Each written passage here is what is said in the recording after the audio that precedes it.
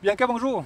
Bonjour Eric. Bonjour, on est ici aujourd'hui pour parler de la Nuit des Sans-Abri qui s'en vient, c'est bientôt. Et en fait, à Drummondville, la Nuit des Sans-Abri, ça a son importance et c'est une réalité criante. Oui, effectivement, en fait, chaque troisième vendredi d'octobre depuis plus de 15 ans, ici à Drummond, on fête au Parc Saint-Fred cette soirée-là, qui est une soirée de sensibilisation pour comprendre mieux c'est quoi l'itinérance à Drummondville, justement, puis pour donner une voix aussi aux sans-voix, aux gens qui n'ont pas l'occasion de parler tant que ça de leur réalité.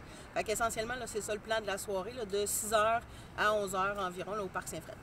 À Drummondville, on y échappe pas, il y a une réalité criante à Drummondville. L'itinérance, on le voit moins souvent, mais c'est quelque chose qui se passe tous les jours, tous les soirs. C'est au quotidien qu'on vit ça ici à Drummondville. Bien, effectivement, il y en a beaucoup qui pensent qu'il n'y a pas tellement d'itinérants à Drummond. Ils se battent 10-15 personnes. Mais depuis plusieurs années, c'est beaucoup plus que ça. Puis en fait, pour les gens qui travaillent dans le réseau, c'est clair qu'on est plus proche de 100-150 itinérants qu'il y a à Drummondville. Les gens qui vont utiliser les ressources, mais certains non plus. D'où l'importance des travailleurs de rue. Il y a des gens qui ne vont pas jamais aller dans les ressources, mais qui ont besoin quand même d'accompagnement et de soutien. Mais il y a beaucoup de monde. On en voit un petit peu plus, mais c'est une réalité qui est bien cachée, effectivement. La Nuit des Sans-Abri, ça a pris naissance avec les Auberges du Cœur et en fait, est-ce qu'on peut parler un peu de l'historique?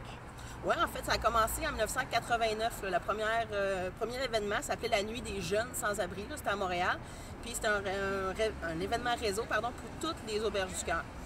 Donc, ils se sont rassemblés là, puis c'était toute la nuit, jusqu'au petit matin, 12 heures d'activité. Puis ensuite, là, en 97, puis après ça, en 2001, ça l'a ouvert plus largement. Puis ils ont décidé que ça devienne des événements dans les villes pour permettre aux communautés locales aussi de s'approprier ces réalités-là. De dire, ouais, oui, à Montréal, il y en a, mais il y a aussi les phénomènes d'itinérance à Sherbrooke, Trois-Rivières, Drummond.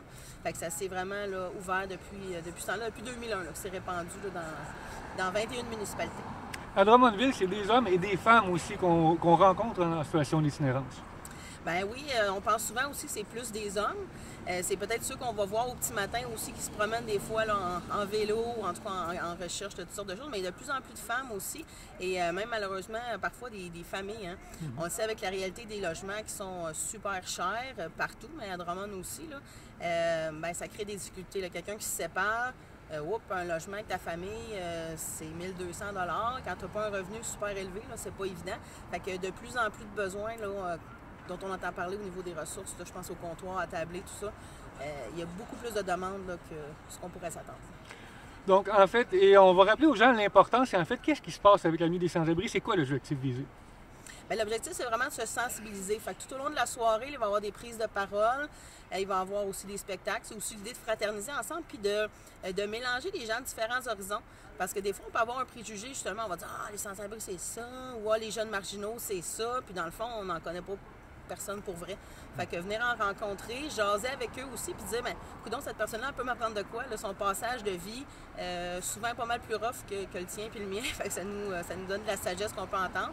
Puis sinon, ben, au moins de se reconnaître. Moi, j'ai vécu souvent des belles expériences ces soirées-là avec des gens avec qui j'avais peut-être des appréhensions ou des questionnements. Je me disais, hey boy, moi, j'anime souvent, puis je me disais, cette personne-là va scraper l'animation parce qu'elle est un peu intoxiquée ou quoi, puis finalement non, ça donnait une super belle profondeur à l'animation, puis une belle expérience. Fait que oser aller à la rencontre de l'autre, dans le fond, qui est différent de moi, mais souvent ça donne une belle expérience, puis une richesse humaine à partager, dans le fond. Et on rappelle aux gens de quelle façon on peut aider aussi. Bien, c'est sûr que le soutien des organismes, c'est vraiment quelque chose qui est important. La Nuit des Sans-Abri, c'est pas un événement où on peut faire des dons. Il y a souvent les gens qui disent « Ah, peux-tu donner ce soir-là? » Non, c'est vraiment un événement où on veut se rassembler.